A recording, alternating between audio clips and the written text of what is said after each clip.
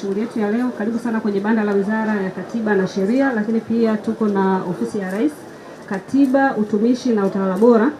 Sisi tunaratibu kampeni hii ya msaada wa kisheria Mama Samia ambayo tumeitekeleza kwa awamu ya kwanza na imekuwa na mafanikio makubwa sana katika utekelezaji wa awamu ya kwanza, lakini tuko tayari sasa utuzindulie kampeni yetu awamu ya pili na tutaitekeleza kwa muda wa miaka 4 na tuko tayari kwa ajili ya kuwafikia wananchi wenye uhitaji. Mheshimiwa mgeni rasmi, karibu sana. Wananchi ikiwemo cheti cha kuzaliwa, cheti cha kifo, ndoa, talaka pamoja na elimu ya vitambulisho vya Mzanzibari mkazi. Kwa hiyo karibu sana. Karibu sana.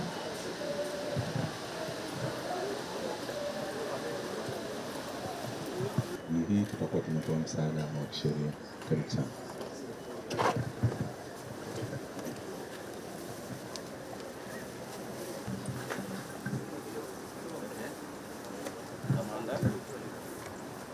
Karibu sana Mheshimiwa Rais.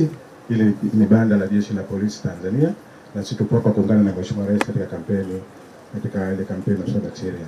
Asante sana Mheshimiwa Rais. Kutokana na uhitaji huo, imeonekana kuna umuhimu wa kuimarisha mifumo ya kisheria ikiwemo kutungwa kwa sheria ya msaada wa kisheria sura ya 21 ya Tanzania na sheria ya msaada wa kisheria ya mwaka 2018 ya Zanzibar ambazo zinaweka jukumu kwa serikali la kusimamia na kuratibu huduma za msaada wa kisheria. Kupitia sheria hizi, serikali imeendelea kuweka na kutekeleza mikakati na mipango madhubuti ya kuhakikisha wananchi hususan wasiokuwa na uwezo wa kumudu gharama za huduma za kisheria wanaifikia haki kwa wakati na kwa usawa.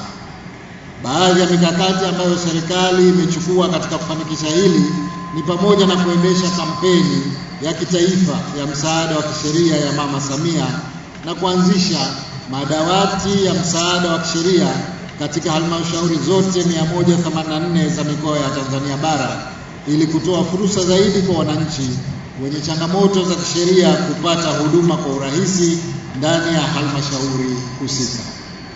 Haki ya mwanadamu katika jamii yoyote, hususan inayozingatia utawala wa sheria, ni msingi wa utawala bora.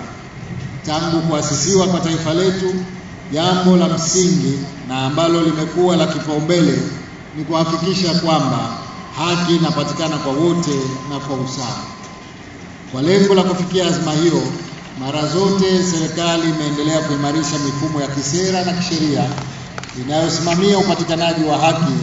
Pamoja na jitihada hizi za serikali, bado kuna changamoto za wananchi walio wengi, hususan wanyonge, kutoipata haki kwa wakati, kwa usawa na ufanisi kutokana na umbali na gharama za huduma za kisheria.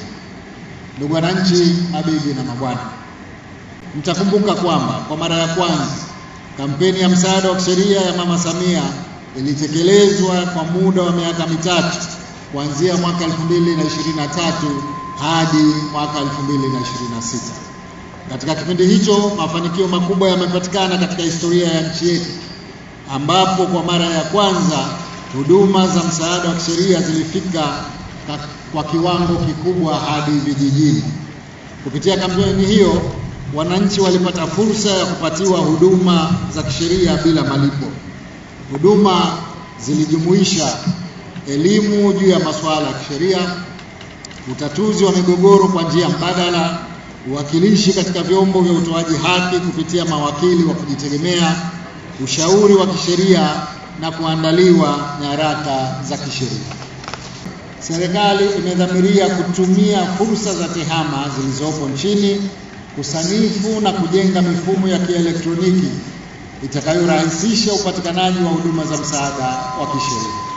Hii ni hatua muhimu katika kuimarisha misingi ya uwazi na uwajibikaji katika kutoa huduma za msaada wa kisheria na kurahisisha ukusanyaji, utunzaji na uchakataji wa takwimu.